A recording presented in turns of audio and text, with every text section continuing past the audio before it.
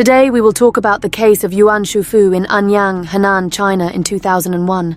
In just a few short years he committed 41 crimes, including 24 rapes and the murder of 18 innocent women. In 2001, technology had already made significant advancements. So how did Yuan Shufu manage to carry out so many heinous crimes, and how was he eventually caught? Let's go back to the year 2000. One snowy day in February 2001, a middle-aged man, around 40 years old, walked into a police station in Linzhou City, Henan Province, China. However, he wasn't there to handle official matters, but to turn himself in. When he met with police officers, the first thing he said was, "I've killed someone, and now I'm here to confess." Due to the seriousness of the situation, the officers immediately handcuffed the man. His subsequent confession sent chills down their spines.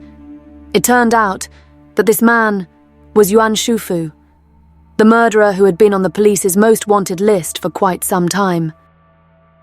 Yuan Shufu was born on November 17th, 1964, in Shigang Village, Sanzong Temple Hamlet, Yuankang Town, Linzhou City, located in northern Henan Province near the Taihang Mountains.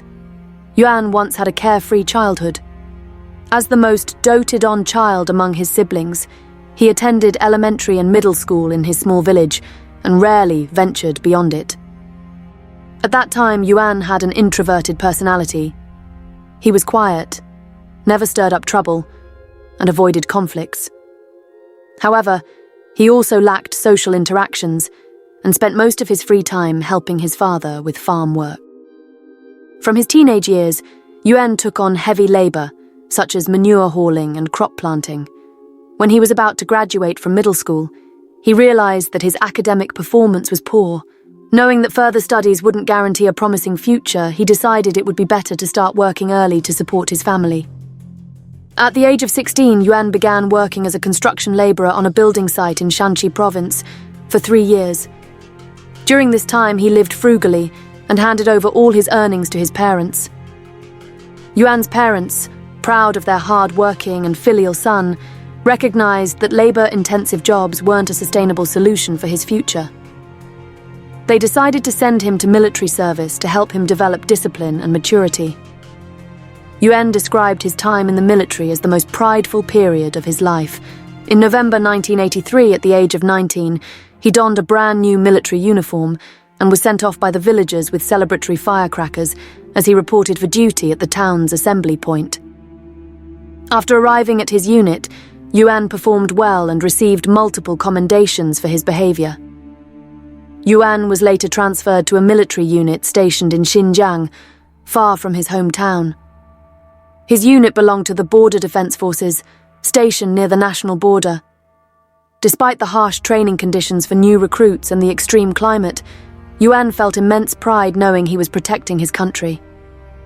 As we know, young men entering puberty often experience rebellion and the onset of desires for the opposite sex. Yuan Shufu was no exception. He later confessed that what led him down the path of crime was a book titled A Maiden's Soul. The book's explicit content unleashed desires within him that he could not control, allowing them to grow stronger over time. Yuan vividly remembered, "Even though it was just an old, yellowed book, I read every single word and sentence in it." Then, on a July evening in 1984, 6 months after joining the army, Yuan was on night duty at a mobile post. Instead of patrolling the designated route assigned by his unit, for reasons unknown, Yuan wandered into the residential area of a nearby factory. From the window of a house, he saw a young woman scantily dressed, sleeping on a bed. Yuan leaned his rifle against the wall and climbed through the window into the room. The woman woke up startled and asked, "Who's there?" Yuan rushed toward her and whispered, "Don't scream, or I won't go easy on you." The woman fell silent, and Yuan quickly stripped off her clothes. That night he satisfied his vile urges, and before leaving, stole the victim's watch from the bedside table. Not long after returning to the barracks, Yuan was quickly arrested. It turned out that in his haste to escape, he had accidentally left a pair of glasses engraved with his name at the victim's house. While in the detention center, Yuan cried when he learned the severity of his crime and the possibility of a lengthy prison sentence. He thought of the hopeful expressions on his parents' faces when they sent him off to the military. In desperation, Yuan escaped from the detention center and fled toward his hometown, running continuously for nearly 24 hours. However, when he stopped at a farmer's house to ask for water, he was captured by a task force and escorted back. The court sentenced Yuan to 20 years in prison for robbery, rape, and escape. He was then sent to a labor reform camp located in the middle of the Taklamakan Desert in Najiang to serve his sentence. Yuan recalled that in May 1986, aside from reading the book that distorted his psyche, another event deeply impacted his life. On that day, Yuan suffered from diarrhea and should have been cared for, but the correctional officer accused him of trying to avoid labor and punished him severely. In anger, Yuan swallowed a folding pair of scissors in protest. However, the small scissors caused no effect inside his stomach, and after a day passed without feeling any pain, Yuan asked a fellow inmate to use a kitchen knife to chop off 4 fingers on his left hand, leaving only the thumb. This time, Yuan felt immense pain, so much that he couldn't sleep for days. He began to regret his actions, especially when his wounds healed, and he unwrapped the bandages to see his left hand reduced to a crippled mass of flesh. After this, Yuan was no longer required to perform hard labor such as digging canals or planting crops. Instead, correctional officers assigned him to cleaning duties in the camp. By 1992, Yuan voluntarily signed up to pick cotton and even received praise for his efforts. During his sentence, Yuan's term was reduced 4 times, totaling 6 years. On May 22, 1998, he was finally released. At the end of May 1998, Yuan returned to his hometown after nearly 15 years away. During this time, not a single family member had visited him, which created an insurmountable psychological distance between him and his loved ones. Upon his return, Yuan avoided interacting with anyone in the village and spoke very little with his parents, spending most of his time sleeping in a small room they had assigned to him. Seeing their son in such a state, Yuan's parents became increasingly worried. One day they bought him a few sets of new clothes and said, "You should go out and find a job to earn some money. It'll make it easier to settle down and find a wife in the future." "There's no way I'll find a wife," Yuan replied, curtly. "Our family still isn't doing well financially. Your father and I are getting old. If you could go out and make some money, we'd feel more at ease," his father continued. Under his parents' urging, Yuan reluctantly agreed to go out and look for work. However, after just a few days wandering around, he returned home without finding a job and having spent all the money his parents had given him. His parents frequently argued over this. "When I first got home and saw the house newly renovated, I was actually happy and wanted to start over, but because of my disabled left hand, I couldn't find a job, and I started to let myself go," Yuan later admitted during an interrogation. Failing to secure employment, Fuck began stealing small items. On one occasion, he stole 200 yuan, about $27, from a construction materials store and was caught. Due to the small amount, he was detained for 10 days. After this, he realized that theft was not an easy way to succeed and began targeting solitary women with the intent of robbery. This marked the beginning of a series of heinous crimes. The first crime committed by Yuan after his release occurred on the evening of July 15, 1998. While wandering near a grassy area south of Anyang Airport searching for potential victims, Yuan spotted a young woman sitting alone nearby. He slowly approached her. While attempting to rob her, the desolate surroundings reignited his suppressed animalistic urges that had been dormant for 15 years. However, when the woman realized Yuan's intentions, she screamed in fear. Her cries agitated Yuan, who panicked at the thought of being caught and imprisoned again. In his frenzy, he stabbed the woman to death. After committing the murder, he grotesquely satisfied his lust on the victim's corpse before fleeing the scene in a panic, without taking a single penny. Half an hour later, a passerby discovered the woman's body and quickly reported it to the Anyang police. The investigation revealed that the victim, Wang Fen, was a 21-year-old temporary factory worker. A breakup letter intended for her boyfriend was found on her body, leading the police to pursue an incorrect line of investigation that delayed their progress. That night, Yuan boarded a train heading north to Shijiazhuang in Hebei province. From there, he boarded another train with plans to travel further into Inner Mongolia, intending to work with his uncle at a construction site there. However, the train he boarded headed west instead, inadvertently taking him to Yangquan City in Shaanxi province. At noon on July 17th, 1998, just 2 days after his first crime, Yuan arrived at a workers' housing complex belonging to a large factory in Yangquan. He overheard the laughter of women swimming in a nearby pool. As he secretly observed the women bathing, his primal urges were reignited. At that moment, a young woman passing by noticed him peeping at the women. Before she could scream, Yuan pounced on her, covering her mouth and stabbing her to death. Like a ravenous predator, he violated the victim's corpse before fleeing the scene once again. Afterward, Yuan Shufu traveled to Inner Mongolia to work at his uncle's construction site. Due to his disability in his left hand, he was unable to perform heavy labor such as carrying bricks or mixing mortar. After a few days, feeling discouraged, he decided to return home. However, having spent all his money, he began seeking victims to rob. On the evening of July 29th, 1998, Yuan followed an elderly woman to an isolated area. He pushed her into a field and prepared to assault her. However, a few passers-by appeared just in time, forcing him to flee before committing the crime. Later that night, around 11 p.m., Yuan found another target in Zhejiang Town, Baoxiang County, a young woman carrying a cloth bag. He followed her for a long distance and, when she turned into a narrow alley in a residential area, he saw his opportunity. Pulling out an iron hammer he carried, he attacked her. After committing the murder, Yuan stole a pair of gold earrings and some cash from the victim, before hurrying to catch a ride back to his hometown.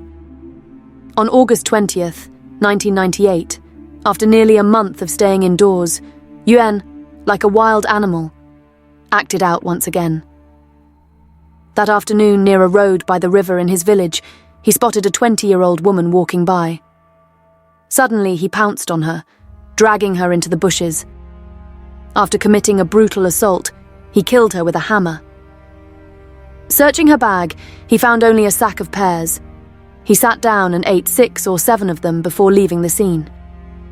Since he hadn't obtained any money, later that same evening, Yuan targeted another woman walking near the Township Credit Union office in Yuankang Town. He dragged her into a field, assaulted her, and then killed her. This time, he managed to steal 200 yuan, around $30. In a single day, Yuan had assaulted and murdered 2 women. The series of crimes spurred local law enforcement to intensify their investigations and sweep the area, which terrified Yuan. He decided to flee and lay low. For the next 7 to 8 months, to evade capture, he refrained from committing any further crimes. By March 1999, Yuan had wandered across northern Henan province, targeting areas like the cities of Jiaozuo, Xinjiang, and Hebei. During this period, he committed numerous crimes, leaving 11 innocent people dead.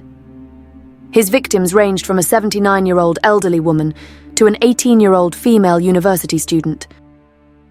On June 25, 2000, Yuan committed his final murder on the outskirts of Jiaozuo. He stole 2 aluminum frames and was walking along the railway tracks east of Jiaozuo railway station, looking for buyers. There, he spotted a woman sitting alone by the tracks. Initially planning to pass her by, he couldn't suppress his violent urges. He attacked her with one of the aluminum frames, killing her. After the murder, Yuan dragged the victim's body into a nearby cornfield, intending to assault her. However, he later claimed that he felt no pleasure or thrill this time, unlike in his previous crimes. During his interrogation, Yuan Shufu repeatedly mentioned the pair of scissors he had swallowed more than a decade earlier while in prison. He insisted that the scissors were still lodged in his throat. After his release, he had undergone examinations at 3 hospitals, but doctors found no sign of the scissors and believed he was mentally ill. Despite the doctors' conclusions, Yuan refused to believe them, adamantly claiming the scissors were still there. He believed they would eventually kill him, and stated that part of his motive for the murders was his conviction that his death was imminent and he had nothing to lose. Yuan Shufu's series of violent murders inflicted immense pain on his victims and their families. What shocked the public even more, however, was the revelation that, had Yuan not confessed to his crimes, the chain of murders might never have been solved, potentially leading to a major miscarriage of justice. Qin Yanhong, 32 years old in 1998, was a high school graduate living in Qinxiao Zhuang Village, Kukyu Town, Anyang County, Henan Province. Yanhong was known as a diligent worker who, besides farming, often took on extra jobs in his free time. On the afternoon of August 3rd, 1998, a woman named Jia Haiying, aged 30, was murdered in Donggaoping Village, which was near Yanhong's village.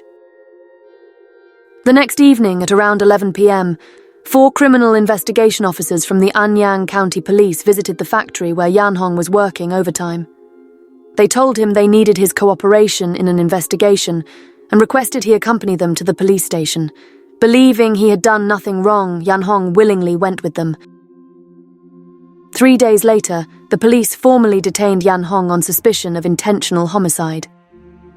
At the Anyang Intermediate People's Court, prosecutors alleged that before and after the crime, 3 elementary school students returning from school had seen Yanhong near the scene. The prosecution also presented a confession, in which Yanhong allegedly admitted to killing Haiying. However, during the trial, Yanhong denied the confession, asserting that on the day of the crime, he had merely passed by the field near the scene to check whether the crops needed fertilizing, and had never encountered the victim. Regarding the confession presented by the police, Yanhong claimed it was coerced through beatings and intimidation, and he had only confessed under duress. The Anyang Intermediate Court dismissed his claims of coercion. On October 8th, 1999, Yanhong was sentenced to death for rape and intentional homicide. While Yanhong was awaiting the results of his appeal in prison, a major development occurred in February 2001. Police in Linzhou City, a neighboring jurisdiction within Anyang, received a confession from the notorious serial killer Yuan Shufeng. In his confession, Yuan described a murder with details identical to the crime for which Yanhong had been accused. Yuan revealed that the crime scene was near Donggaoping Village. This confession prompted authorities in Anyang to realize they had wrongly convicted Yanhong. After nearly 4 years in detention, Yanhong was released from prison on May 28, 2002, a day he said he would never forget. Subsequent investigations revealed that Yuan Shufeng had committed a total of 41 crimes, including 24 rapes and 18 murders. His primary weapons were ropes, daggers, and iron hammers. Yuan's crimes spanned multiple provinces and cities, forcing law enforcement to spend months piecing together his spree of atrocities. During a trial attended by more than 20,000 onlookers, Yuan Shufeng was sentenced to death and executed immediately. Before his execution, Yuan expressed his final words, "I am not human. I have committed too many evil deeds. I have parents and family too. Now that I think of those innocent victims, they are truly pitiful. I hope my death can atone for my sins toward them." What do you think about today's case? Please leave your comments below so we can discuss it together. Don't forget to support us with a like and subscribe to the channel to motivate our team to bring more dramatic cases. And that concludes today's case. Thank you, dear viewers, for watching. Goodbye, and see you next time.